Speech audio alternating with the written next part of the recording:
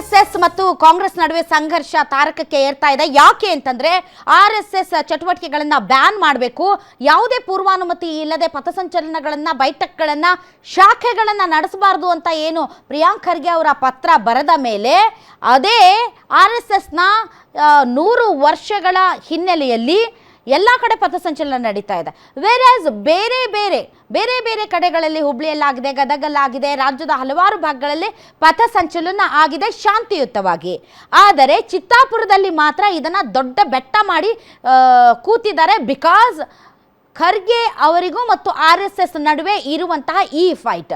ಅದಕ್ಕೆ ಈಗ ಕೆಲ ಸಂಘಟನೆಗಳು ಕೂಡ ಖರ್ಗೆ ಅವರಿಗೆ ಬೆಂಬಲವನ್ನು ಕೊಟ್ಟು ನಾವು ನಿಮ್ಮ ಜೊತೆ ನಿಂತ್ಕೊಳ್ತೀವಿ ಅಂತ ಹೇಳಿದ ಮೇಲೆ ಪರಿಸ್ಥಿತಿ ಸ್ವಲ್ಪ ಬಿಗಡಾಯಿಸಿದಂತೆ ಕಾಣ್ತಾ ಇದೆ. ಆದರೂ RSS ಕೋರ್ಟ್ ಮೆಟ್ಟಿಲೇರಿತ್ತು.